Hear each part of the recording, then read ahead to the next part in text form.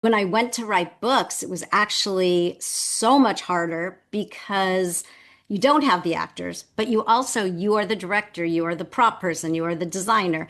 And when you write sitcoms, sometimes dramas can be different, but when you write sitcoms, you don't write directions. You don't write, other than they walked in the room and if it was really important, they're wearing a red coat or whatever that is.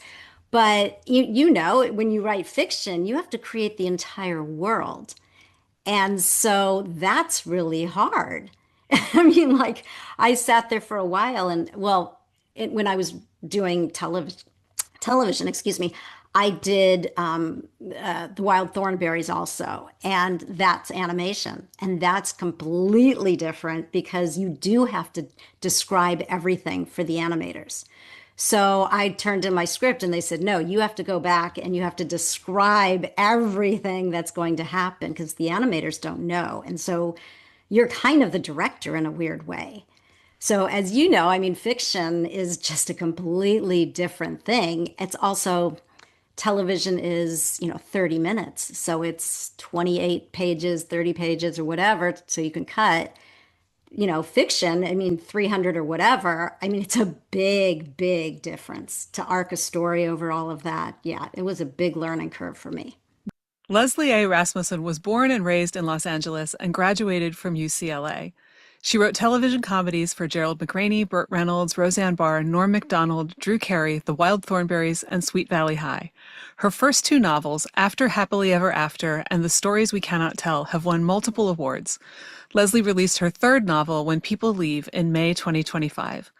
Leslie talks with me about how she got her start working in television, how writing TV comedy differs from writing drama and from writing novels, outlining versus writing by the seat of your pants, the challenge of structuring when people leave, and more. Here's my conversation with Leslie Rasmussen. Leslie, welcome to Follow Your Curiosity. Thank you for having me. I start everybody with the same question. Were you a creative kid or did you discover your creative side later on? I was pretty creative. I loved to make movies. My dad would film them all, and my sisters and my friends were in them, and we were those obnoxious kids that put plays on and all that stuff. I didn't write so much. I mostly what I wrote was letters back and forth. But as far as creativity, I wanted to be an actress at the time.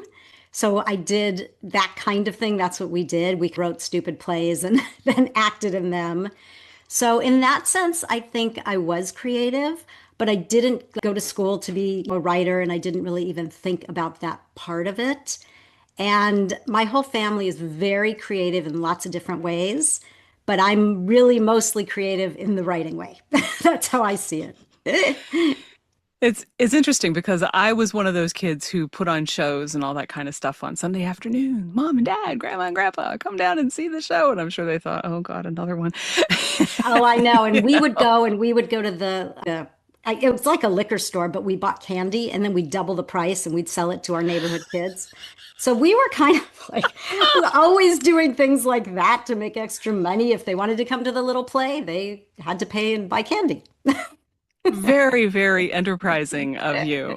Yeah. I think it's interesting though that you were making movies too. Is that more like an LA thing since you grew up in LA, or is that just quirky to your family, do you think? I don't know. I did grow up in LA, but I was not surrounded by the entertainment business at the time, and my parents weren't in it. My dad did have a video camera because he liked to video things. So I guess it was part of that and part my dad. And my dad he was in advertising. So he would have us voiceover sometimes. So in that sense, it was like, the business, but it really wasn't. So I think it was just something we thought was fun to do. That's cool though. That's cool. It's a more modern take on the standard. We're just going to make stuff up in grandma's basement and hope somebody comes to see it. Exactly. Yeah. So when did you realize that, writing might be a thing for you? I was actually working on Hill Street Blues. I was an assistant to the executive producers, and I thought I wanted to be a producer. At the time, there were not a lot of women in comedy and there were not a lot of women producers, but I thought, I'm going to learn everything. I went to editing sessions. My boss let me go to, at the time, they did live music, so we could go down and listen to the scoring of the music. I went to some sitcom places where they did the laughs. I did everything because I wanted to learn about everything. At the time, I was at what was MTM Productions, which was Mary Tyler Moore. And I knew a lot of people there because I'd interned there for a while in college. So I started hanging out on different sets and just watching to see what they were doing. And the stuff I liked the most was comedy. And I still thought I was going to be a producer, but then I started to, hang out with some of the comedy writers. And I thought, well, that kind of looks like more fun than just being a producer where you have so much responsibility for everything and everybody comes to you and it's high stress. Not that writing isn't, but I just thought it looked like fun. So I spent my days at my job when I didn't have anything to do, just writing scripts. And that's kind of like how I got started in writing. That's so fascinating. You mentioned that you were an intern, but how did you end up on that track in the first place? Well, during college, I was a communications major and we had to do internships. I was at UCLA and they had this big book where you'd go through it and look for whatever you wanted to do. And so I did three internships my senior year. The first one was what was Lorimar Productions. I don't even know who bought it or anything, but I worked there for a film producer who had me reading scripts to decide if I thought that they should go forward. And I found I was 20, 19 and 20, and he would not even read the scripts. I would read the scripts, which Wow. happens a lot in Hollywood. And there were people that I would say, oh, this is awful. And later on, I kept some of that, the stuff I wrote. And later on, I looked, and some of those people were kind of famous. So it was really interesting. But that first script wasn't very good. So I have to say. Um, and then the next job I had was at a place called Newscope, which was like a news magazine. And they had me doing research, but I started writing stories. And so my stories were ending up on the air. And then my last one was at MTM Productions. And I was an intern, so I got to do everything and I got to work all over. And after that, I graduated and they offered me a job to be like a temp and run around, to everybody. And I worked for Arthur Price, who was the president of MTM at the time, and he was Mary Tyler Moore and Bob Newhart's manager. So the people that called on the phone all the time was like wild. So I worked for him a lot, and then I worked for other executives. And after that, they said they had a job on Hill Street Blues and as an assistant. So I took that because it was full time. I knew I'd have a job. And I did that for a while. And then since I wanted to get into comedy, I moved on to do two comedies. The I did Alf as an Oh, assistant, wow. which was really fun. And then I did what was the second Carol Burnett show, which was called Carol and Company, which I didn't love doing. But and then during that time, I sold my first script, so I just quit and went off to write. So that's kind of how my Wow. background. That's so interesting. I mean, when you said, "Hey, I want to try this writing thing," did anybody say, "Are you crazy? That's hard to get into. That's you're better off here," anything like that? Or were they like, "Absolutely, go for it." My family was super supportive, so everybody was like, "Go for it." Uh, we at the time it was very sexist, and there was like one woman in the room. The token woman was in the room, and they had. Oh, I heard over and over again, women who are funny are not attractive, and women who are attractive are not funny. I mean, that was kind of the way it was, and agents didn't want to take you on. But there was a woman that took me under her wing, and I just loved her writing, and she really loved mine. So she helped me get my first agent and my first writing job. But nobody discouraged me. I mean, now I think the business has changed so much. I think my son, actually, my oldest son, wants to be a writer, and he's written a couple of scripts that have been produced. But, he's in that place where he's younger and he just finally got a manager. So we'll see what happens. But it's a different business. People didn't come from all over the world Yeah. at the time when I did it. It does show the power and even the necessity of having allies, though. Oh, You yeah. know? Women helping women. I mean, later on, women, because there weren't as many women during a certain time, they became very competitive when you were in the room. They didn't want your jokes to get in. So it became, and the men weren't like that, but the women would tear you down. But at the very beginning, I was really helped by women. Yeah, that's an interesting dynamic too, and a very unfortunate one. But I'm glad that it worked out for you so relatively easily from the sound of it. I mean, that's great, and I think it's a good reminder that we still need to find the people who need our help, regardless of industry, gender, whatever, and help them get where they need to go, especially in this age where entry level writing jobs are drying up because people just want to get AI to do it. So they need somebody to help them gain the experience that will get them somewhere because without that, where are they going to go? And networks So, are cutting so much money. Everybody's talking about money. So the people, it's crazy, but the people they cut are the newer people, the younger people who are learning. So who's going to take over? Because they right. want to keep the upper level people who are going to retire and move on. And these younger people need to learn by being there, how to run a show so they can move up into that. Yeah, I think a lot of places haven't figured out yet that they're going to have a real problem finding experienced talent if they don't actively nurture it instead Yeah, of stifling it, which I don't think they realize they're doing, but one of these days they will. exactly. So how did you find the experience of working as a TV writer? I mean, I know you mentioned that Carol Burnett was not your favorite show to be on, but I mean, did you have much interaction with her, or were you kind of separated out? How does that work? It really depends on the show. When I worked on Alf, we had a ton of interaction with everybody. On the Carol Burnett show, we did not. They kind of separated, and so we didn't really go down to the set. We didn't have the same experience, which is why I didn't love it because I love Hmm. being on the set. I love being around and hearing the notes from the network, and we weren't allowed to do any of that.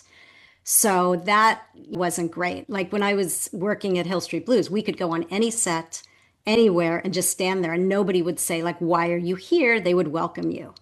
So it was a different experience for me, which I didn't love, but at least I left. When I wrote the script, I just said, I'm done. Goodbye. So I was done. Yeah. You would think that they would want the writers there to see how Well, things I work wasn't a out writer. and oh, No, the writers were there. I wasn't a writer on either one of those shows. That was oh, okay. before I made it as a writer. I was just an assistant. So they wouldn't, but in the past, they let assistants do everything and be there for rehearsals and everything and all the other shows that I worked on. This was the only show that it did not. Okay. Okay. That makes more sense. Though still, in terms of gaining experience, you'd think they would still want you there. But Yeah. yeah.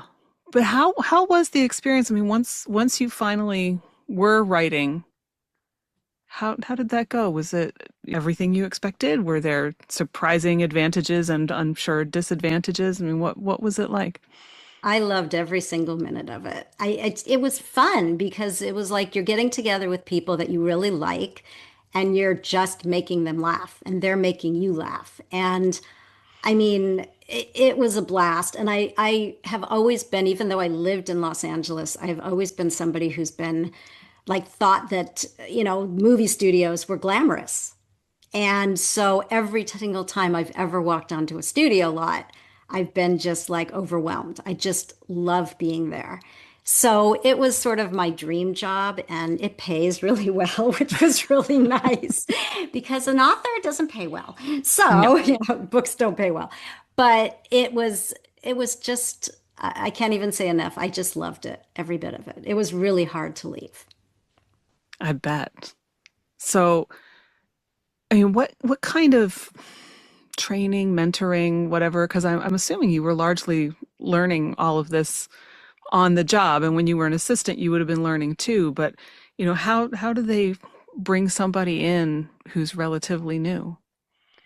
Well, basically, you are there to watch and learn. And I just continued to write scripts. At the time, they wanted you to write scripts for shows that were on the air. It's completely different now. Now, only they won't look at them. Now, they'll only look at original pieces.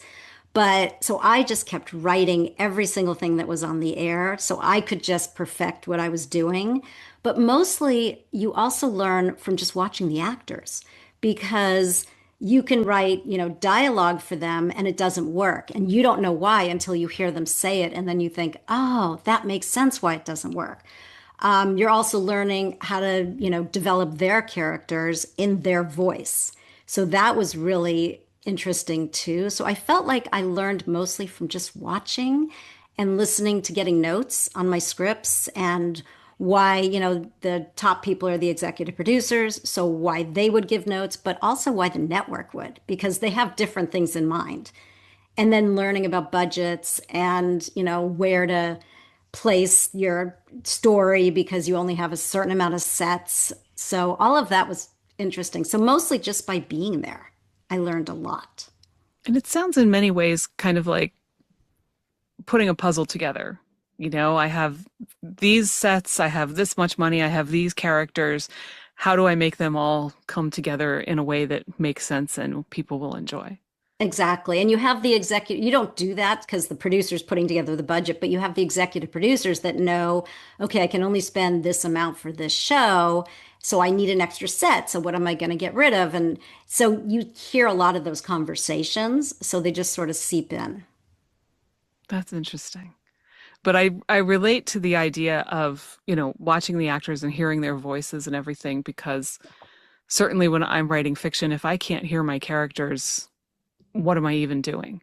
And obviously, when you're writing for TV or an audio drama or something, you're going to try to have that character's voice in your head there too. But, it's similar, but I'm sure different. Well, it was when I went to write books, it was actually so much harder because you don't have the actors, but you are the director, you are the prop person, you are the designer. And when you write sitcoms, sometimes dramas can be different, but when you write sitcoms, you don't write directions. You don't write, other than they walked in the room and if it was really important, they're wearing a red coat or whatever that is. But when you write fiction, you have to create the entire world. And so that's really hard. Like I sat there for a while and when I was doing television, excuse me, I did The Wild Thornberrys also, and that's animation. And that's completely different because you do have to describe everything for the animators. So I turned in my script and they said, no, you have to go back and you have to describe everything that's going to happen because the animators don't know. And so you're kind of the director in a weird way. So, as you know, fiction is just a completely different thing. It's also television is, 30 minutes. So it's 28 pages, 30 pages, or whatever. So you can cut, fiction, 300 or whatever. It's a big, big difference to arc a story over all of that. Yeah, it was a big learning curve for me. Yeah, writing fiction is sort of the Wild West by comparison because you can do whatever you want. You have no constraints. You don't have to worry about anybody's budget. The only thing you have to worry about is it long enough to be a novel? Is it too long to be a novel? But otherwise, yeah, you are indeed everything, which is both good and bad. So many creative people resist the idea of any kind of limitations or constraints because, like, no, I want to be free to do whatever I want. But that can be really hard. Doing something when it's absolutely abstract and you don't even necessarily know where you're starting is tough. It's very tough. And I remember when I started my first book, it was like, oh my God, like, what am I going to do? It took me a long time with my first book, not my second and third, but my first book to just kind of figure out what I was doing. And in television, you always write an outline first and then you get notes and all that. And I started my first book without an outline. And that just by the middle of the book, I was like, I mean, to me, the beginning and end is the easy part, but the middle Hmm. part, you're thinking, how do I stretch this? What am I doing? What's this character doing? And I had to sit down and stop and write an outline because it was overwhelming for me. The creative process is also research and figuring things out and taking webinars and conferences. It's not just I'm being creative and I'm going to just do this. There's a lot of thought that goes into it also. Yeah.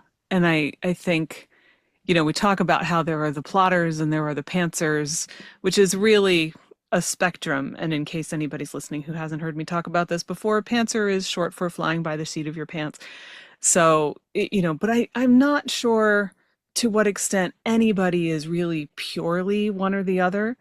I mean, I think even when you have an absolute step-by-step outline, your characters are still going to pop in there and do something you don't expect. And then you have to figure out, okay, what do I do with this? Yeah. And by the same token, I don't write with an outline because if I knew how it ended, I'd be like, well, then why do I need to write it? But I do always go back and reread a lot so that it's as fresh in my head as it can be. Obviously, the longer the book gets, the less you can go back and reread in practical terms. But then it's, where am I going? Well, I know I have to get here. I know this thing happens and I know roughly how it ends. And so like you have to, well, you don't have to, I suppose, but I always have to have some kind of guidepost, something. I don't know that I've ever written anything where I didn't have at least an idea for something that was coming up, even if it wasn't the end. Like I think we got to get here. And then once I get there, I'll see how I got there and figure out where we got to go next, and then going back and essentially outlining in reverse after I have a draft and going, oh, look, here on page 50, I said this thing. And here on page 110, I said something completely different. And which one is it going to be? And how do I fix this and make it all work? Which I find really fun. I imagine somebody who, is a strict plotter would just absolutely lose their minds at that. But I'm not a strict plotter. I do an outline now. I did not in the first one, but I do an outline now for my other books. But I can't stick with it necessarily because, like you said, the character all of a sudden, sometimes in the middle of the night, I'll think, "Ooh, this will be a great scene," but that changes this, and this. So I'll just go that direction, and then sort of look at the outline and figure out, what I missed, if I missed anything, or where it goes from there. But I worked with a developmental editor for my second and third book because I did want to do it faster than I did. I'm not a fast writer in the sense I know people put out 20, 30 books like in like a year or whatever they do. I it's don't know how they crazy. do that. I don't I either. can put out a book once every year to 2 years. I mean, I write, half the book, then I go back, I re-edit, I keep going, and I do what you're saying, which is sometimes I forget, where I am and what's going on and what I said. So I do have to go back and start reading again before I move on. And sometimes I'll write a scene that I'm not even sure where it's going, but I know it's in the book, just to like get my brain somewhere else because sometimes Mhm. I don't know that the next chapter works. So if I write a different, scene or whatever, then I can figure it out. It can be all over the place, but I do have a general outline. I do always know, I can't say I always know the end, but I pretty much know the end and how to get there. My third book, I thought I had a different ending, and then all of a sudden I thought, oh, I know the ending. So then I had to adjust for that. Yeah. And that trick of going off and just writing a totally different scene is such a great thing to do. Like if you're completely stuck on the one you've been working on, it's like, I'm gonna go write this and see how that Exactly. goes and remind myself that I know how to do this and see what I learn because it might be useful in getting me out of the jam that I'm in this other place. Yeah. It's a great way to do it. But I'm curious about how the process of writing a book compares to the way that you would sit down and write something for TV. Did you do something? I mean, you did the outline, but was it similar where, character that you thought was going to turn right suddenly decides to turn left, or was it a very different thing? No, it's pretty different because you have either the creator or the executive producers now running the show, and you do the outline in the room with everybody. So everybody's participating and, oh, this will go this way. And you stick with that. The only time that it changes is if it gets onto the floor and they read it and they go, this doesn't work at all.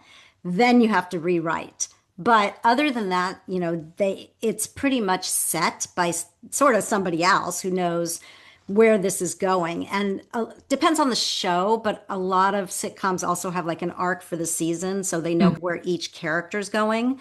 So each episode kind of adds to that to get to where you want to go at the end. But with books, it's very different because you're just, you don't have anybody. It's just you. Yeah. And you're not going to give your outline necessarily to your beta readers. So you just kind of have to write it. And that's why I go back a lot. I give chapters to my husband who edits because he's a really good writer. And then I just keep going. And then once I get the first draft, sometimes then I'll give it to somebody. Sometimes I'll keep going through and making more drafts before I ever let anybody else look at it. So it's very different, just especially because you're alone and those decisions are all yours.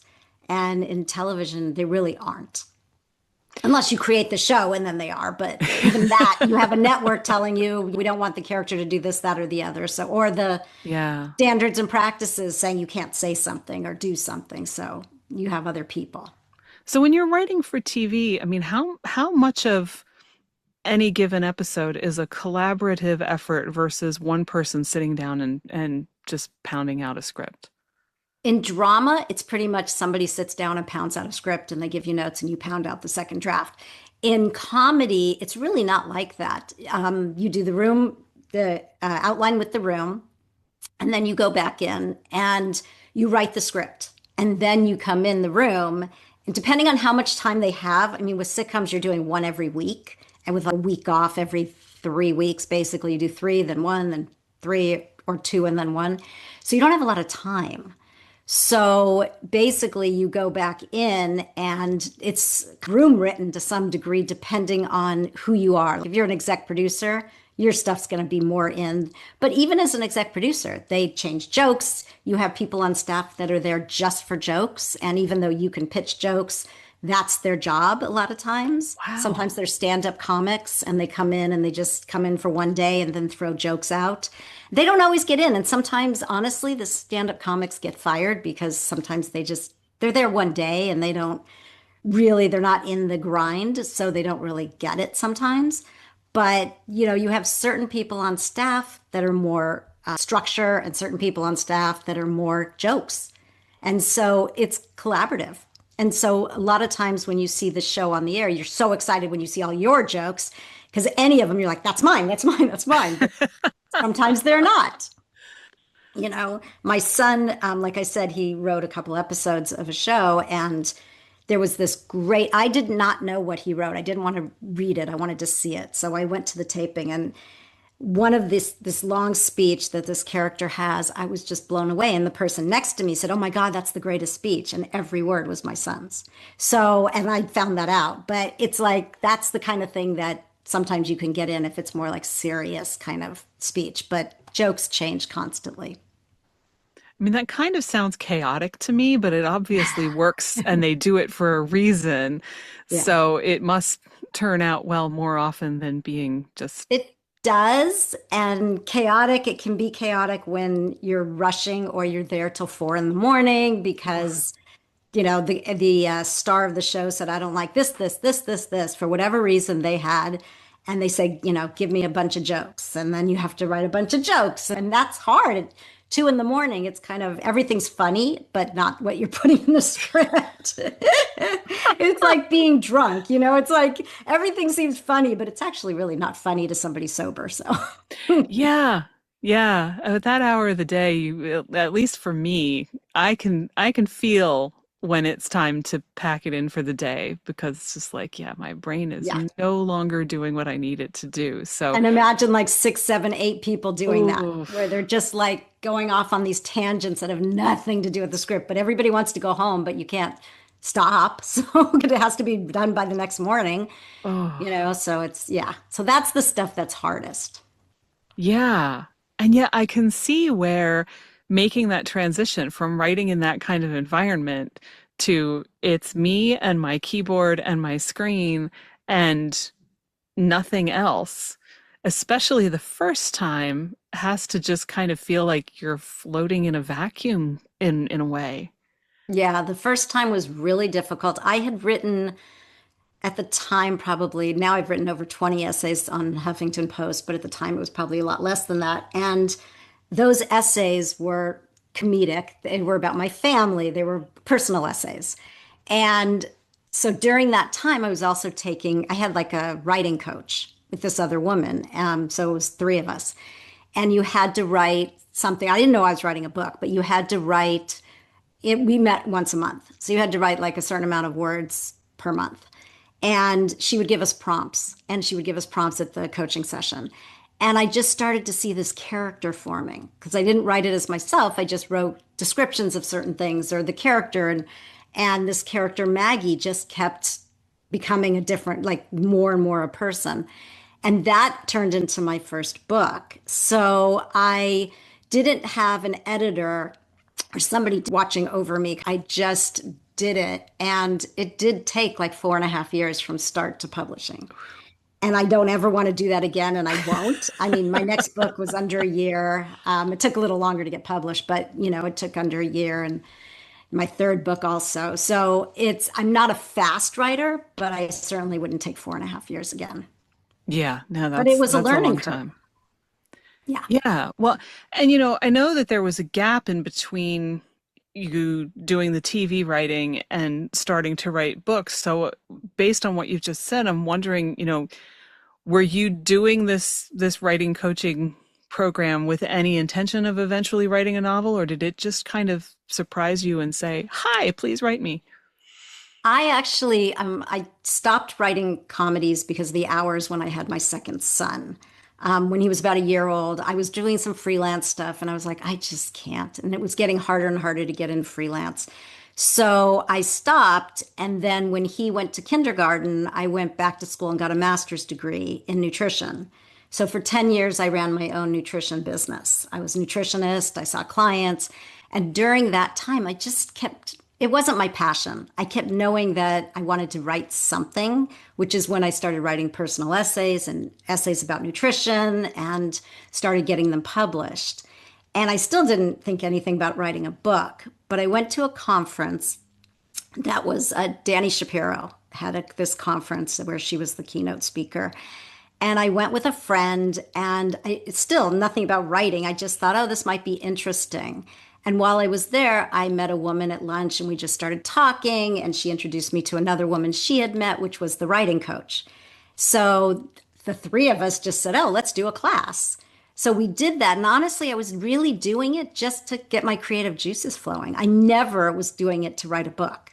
And then it just sort of kept going in that direction. And the writing coach was saying to me, this seems like you're coming up with a story here. And I realized I was. And so I thought, okay, I'll just try to write a book. But I wasn't on any deadline. I mean, that's the other thing with TV, you're on a deadline. So Hmm. I wasn't on any deadline. I had, younger kids. So in that sense, I was very busy, pickups and drop offs and sports and everything else. So I wasn't just sitting down to write a lot. Yeah. And deadlines, again, something a lot of people who do creative things really, really resent deadlines. And I'm like, oh no, no, if I want it to be done, y'all give me a deadline and it needs to come from somebody else so that I can't just blow it off because I'm the one who said it. And as long as I have a deadline and I know somebody else is expecting it, it'll happen. It's like magic. And I wish that, more creative people understood that and were willing to give it a try because I mean, and there are people who famously blew off their publishing deadlines and stuff like that, but Yes.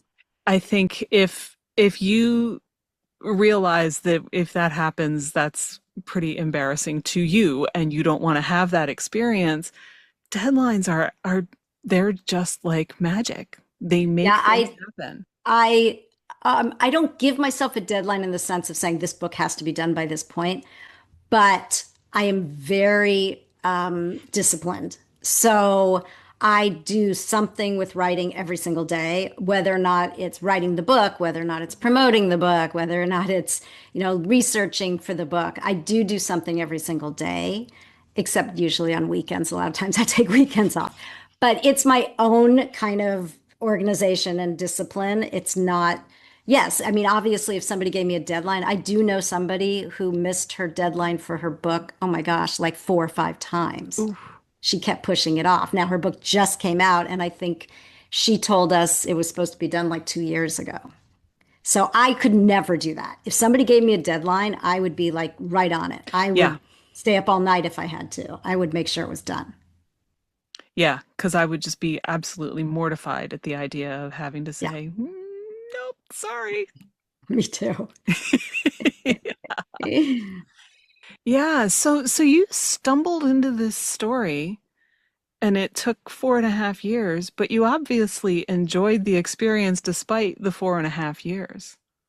I did. I thought, oh, and when the book came out, I was so terrified because I felt so vulnerable. Because again, when you do TV, what comes out is the actors. I mean, people don't really, they might look at the writing, but they don't really. They just look to see if it's funny or whatever. And you don't have a review that's aimed at you usually.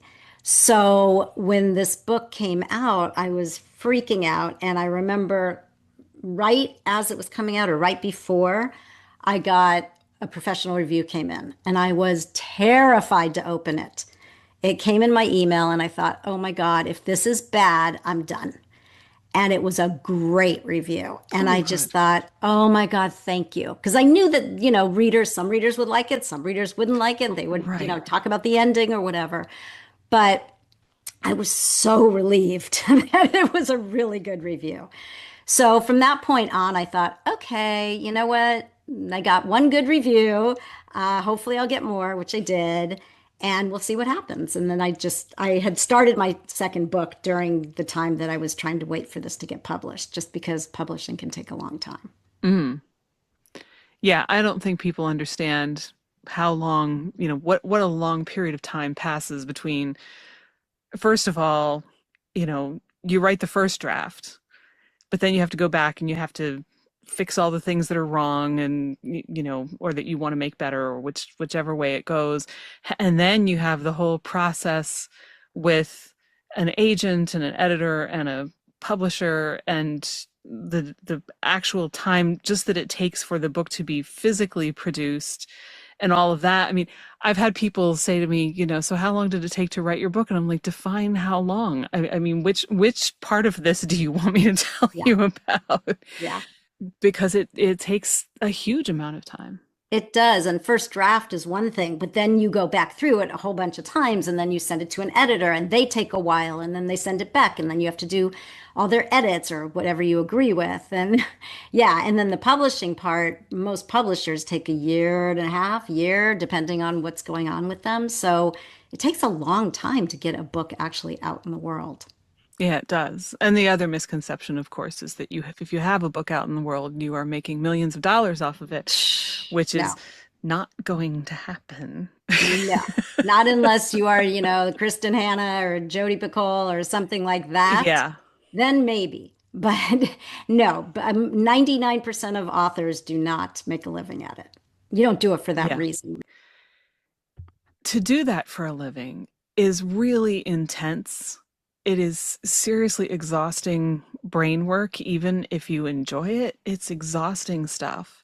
And then, in order to make a living at it, you have to be constantly promoting it and constantly doing the book signings and the interviews and all of that kind of stuff. And it's a lot of people just want to come home and write in the evening when they get done from work, or maybe if they're morning people, get up early and write then, and just have fun with it and not have to deal with all of that stuff, and wouldn't have time for it even if they wanted to. I mean, it's a really big difference between the big professional author whose name you recognize and most people who are publishing a book.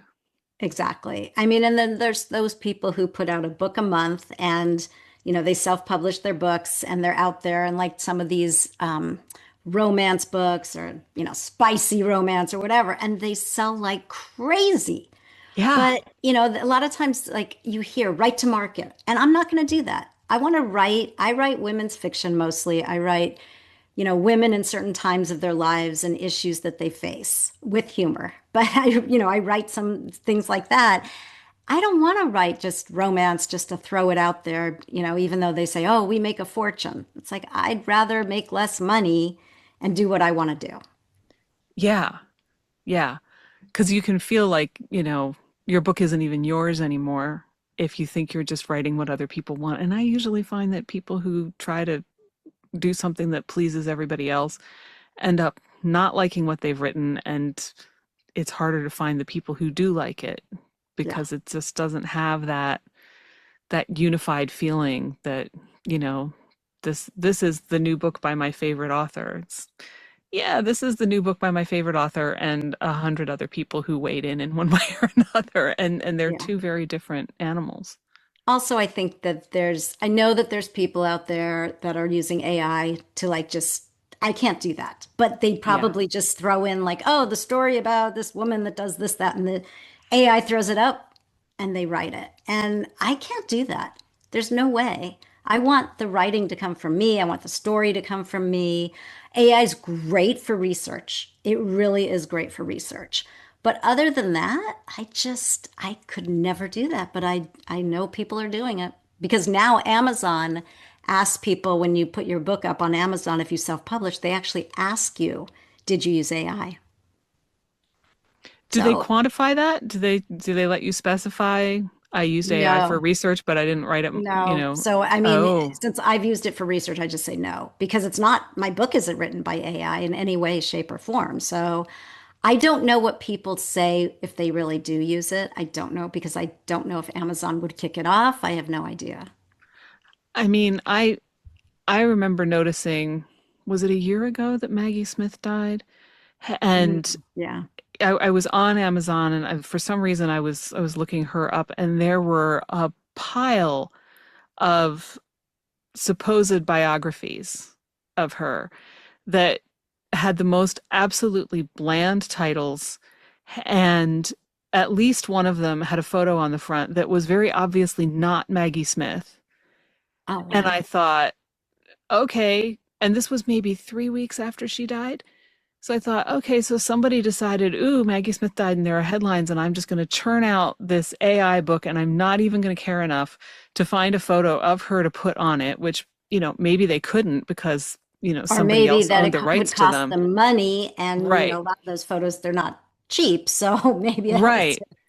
But, it was like such a blatant cash grab. And I thought, I wouldn't have even the slightest interest in reading that book No, because you're probably not even going to talk about Maggie Smith. It's probably probably going to not. be Or it's going made to be her up. Wikipedia page, just, Yeah. whatever. Yeah, no.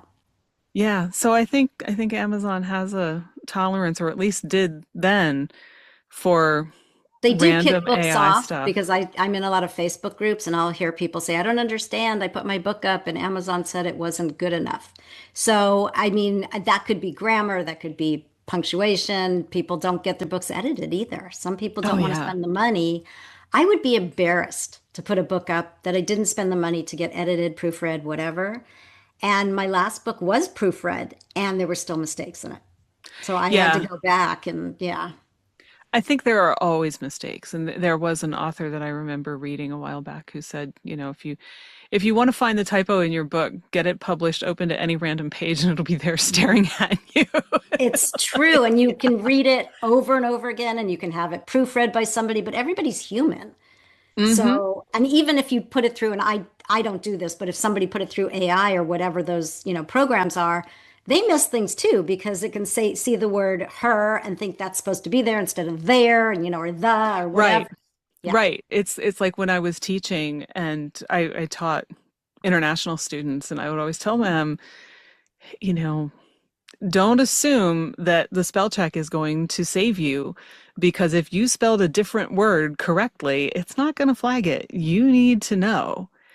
And of course, they kind of rolled their eyes and said, yeah, sure, okay. And I was like, I'm not making it up, guys. No, spell check does that all the time. If you were going to write like deceit or deceive, it will write whatever Hmm. it wants. And if you're not looking at it, you're setting the wrong word.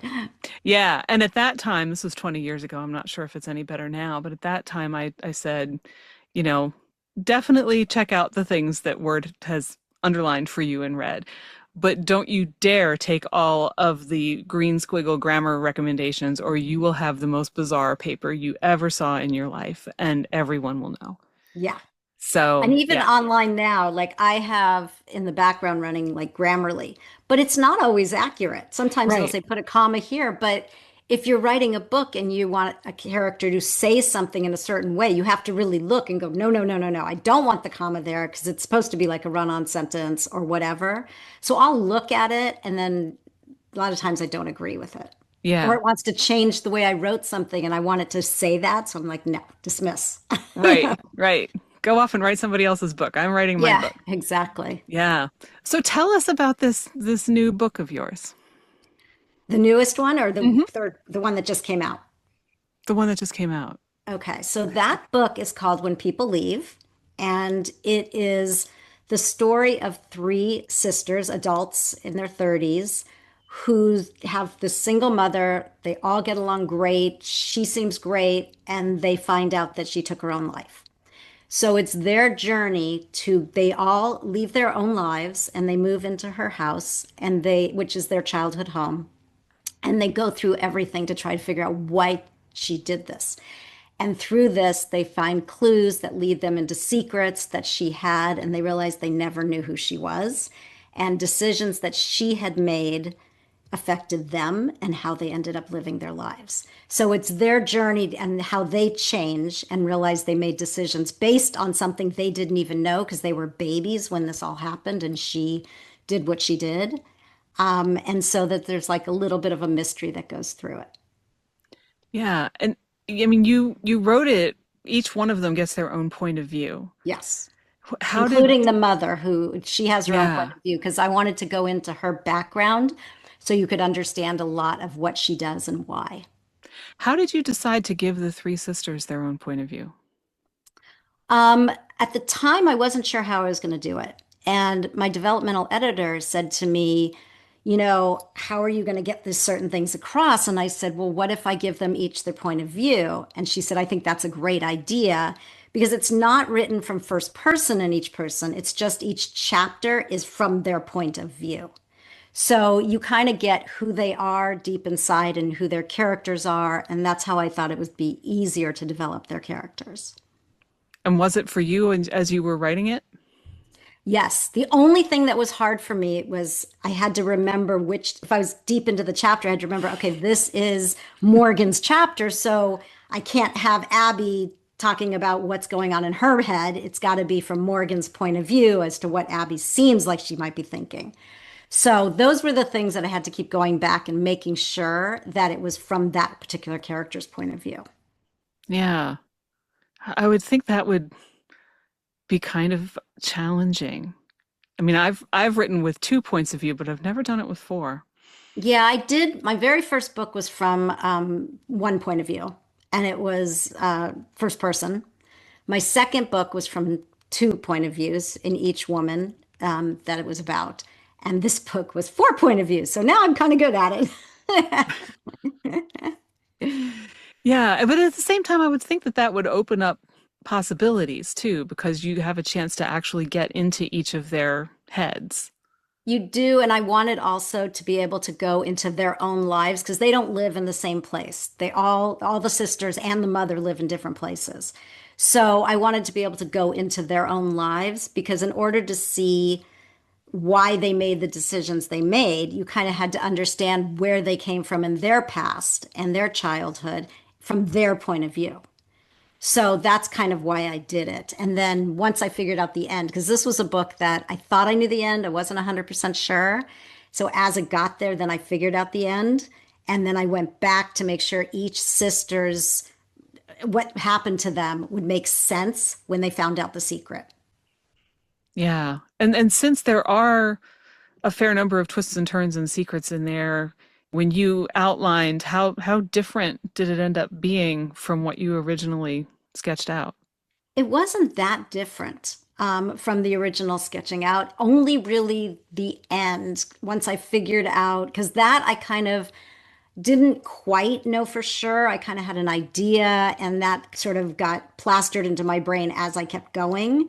And so that's really what I had to go back. But the outline pretty much was because it was from each sister. So it was like this happens, this happens, this happens, and then starting over. So it starts with the oldest sister, then it goes to the mother, and then, well, actually, no. It went oldest sister, middle sister, youngest sister, mother. The very beginning isn't like that. The very beginning is the oldest sister, then the mother, and then it starts into all the way it goes. Yeah, I needed to explain a few things from the beginning. sure. But it is very much, I would imagine, like writing a murder mystery, even though it wasn't a murder mystery. I mean, you still got, it's not who done it, it's why done it. Yeah, and, I and still had to put in unraveling all that. clues. Yeah, I Yeah. still had to figure out all the clues, which actually was the hardest part. That was the part that took the most thinking is like, okay, what could they find that would lead them to the next clue? And they have to travel to Las Vegas and they have to travel to Brooklyn because they're following clues and they get just little bits of information as they go that brings them back. And then I had one of the characters is the mother's best friend because I needed them to find out something that would also, push them on the journey. And she Hmm. would know a little bit, just enough to push them forward. Yeah. But I would think that if you didn't outline a book like that ahead of time, you'd really be trying to shoot in the dark to make anything work. Yeah, because clues are hard. I mean, that kind of, I'd never written a book like that before, so I didn't know it because it is kind of a mystery, but not really. It's more of a character piece, but it is a mystery because you don't know how it's going to end and what they're going to find Right. out. Right. Did you set out to say, oh, I want my next book to be kind of like a mystery, or is that just how it came to you? That's just how it came to me. I knew I have two sisters, so I knew I wanted to write a book about three sisters. But I knew that the sisters had to be so different from me and my sisters because I didn't want to do anything that would be like, oh, that's me. So I knew that. And then eventually, when I figured out what the story was going to be, it just sort of went that way. I knew the suicide just came from two things. One is we had a friend who seemed so happy. Everything seemed fine. We didn't know that he had depression. We saw him at a restaurant. He seemed great. And then we found out that he killed himself and nobody knew why. And then also, I read an article about a whole bunch of teenagers that go off to college, and then all of a sudden, the parents are hearing great new things. The kid's doing great, their grades are great, everything's great, and then the kid takes their own life, and the parents have to go and talk to the school and find out why. And I didn't want to do anything to do with kids and killing Right. themselves, but I thought it was interesting that somebody could seem fine and then do something like that and the family doesn't have a clue and they're trying to Yeah. figure out why. So that's kind of where it started. And then I was like, well, gosh, then there has to be a reason why, and it can't be an easy reason because they have to figure it out. So I thought it would be more interesting if they find out stuff about themselves that they didn't know as well as her. Mm. Yeah. Yeah, for sure. For sure. And there are a couple of pretty major revelations in that vein Yeah, before there the are. book is out. Yeah. Yeah. Yeah, but I mean, it's a good point that, we do all live in our own little universe. We think we know the people that we're around and what's going on with them, but that's not necessarily true. And I think that that is where a lot of good fiction, whether it's a book or a TV series or whatever it is, comes from is what's really going on underneath the surface of a character or a historical figure. Yeah, and I also thought it would be interesting that we all make decisions in our lives, and they're usually based on something. A lot of times they're based on how we grew up or something that happened. So I always thought that was kind of interesting that you could look back on your life and go, "Oh, I know why I made that decision Yeah. because I was scared because, my mom was scared or whoever that was, and I inherited that or I saw that growing up. And so that affected why I did this or didn't do this. And I always thought that was very interesting. It is very interesting. I mean, I think most of us, when we think back, can look at key moments in our lives that had a big effect. And when you're making that decision in the moment, you're doing the best you can, and you have no idea what the effect of it is going to be. It's really only when you look back Yeah. that it's really obvious that you were in a certain situation, or you thought you didn't have a choice, or any number of other factors. My family will approve of this more than that, so I'll make this decision. And then, 20 years later, you're like, where did my life go? Yeah. But by the same token, it could be that that was the decision that made your life as wonderful as it is. I mean, it can go It could in go any either way. direction. Yeah. And it's really Exactly. interesting to plot those out in fiction because you do have that, you know, getting to play God and see what happens until your Exactly. character says, yeah, how about no? Yeah, exactly. The character's like, I'm not doing that. Sorry. Like any actor, your character's like, Yeah. that's not me. Yeah. And I don't know if how people who are listening will react to that if they've never written a book, but that really truly does happen. I remember hearing about that kind of thing for the first time when I was in high school and thinking it was the dumbest thing I had ever heard because the author is God and gets to do whatever they want. And that is not necessarily how it goes. No, especially when your character like wakes you up in the middle of the night and tells you something and you go, ah, that's a good point. And I'm writing it down on my phone. Yeah. Yeah. When they start talking to you, you know you're doing it right. But when that happens for the first time, that can freak you right out too. Yeah, it's true. Yeah. It's like, oh, I've been doing too much of this. No, you're doing exactly the right amount. Keep going. Yeah. So, do you have any advice for someone who thinks they might want to write a book? I would say go to conferences where there's writers there and listen to how they talk about their process. I think you should find a community, get on Facebook and start going into some of these author Facebook pages and just listen and just hear and ask for advice because I will say that the authors that I have met overall, I'd say 99.9% have been so helpful and so nice. And I think that you can ask people for advice. People love to give advice, and authors love it when, people, I mean, you're not going to contact the number one author on, the New York Times bestselling list. But if you have somebody that you really like or somebody that you're following, you can ask them questions. I've answered tons of questions. I've asked tons of questions. And I think that's really important. And just talk to people before you even start writing and also play around with it like I did with, prompts. Just write a scene, just some scene between two people and see if you like it and see how it works and if that sparks anything. I mean, I'm not an idea person. I'm somebody who finishes a book and then takes time off and then all of a sudden an idea will hit me. I don't have like 30 ideas that are just waiting to be written like some people do. So I think reading is really important. Yeah. It sparks ideas too. Yeah. But it also shows you how to do what you want to do. Yeah. And you can Yeah. pick out, even in well written things, you can pick out, oh, I don't think I would have done that. I think I would have gone here or there or whatever. I think it's really important. Yeah. And when you do that, if you can manage not to be judgmental about it, because there are so many people who'd be like, well, why did they do that? Yeah. That was dumb. And well, no, they had their reason for doing it. But it also shows you that everybody has different choices and makes different choices. So if you make a choice and it turns out not to be the right one for the thing you're writing, it was just a choice. You get to go back and make another one and do something different with it, and it's all okay.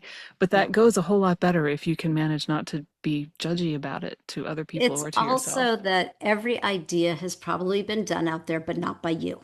So if you Yes. have an idea and you think, oh, how many people have written this? You're not going to write it the same way. So I would say go for it anyway. Mm-hmm. I agree. I agree. You are going to write a different book.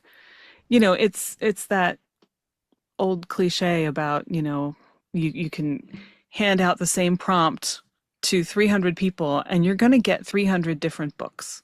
Hmm. And so don't worry about that because at this point it's 2025, Yeah.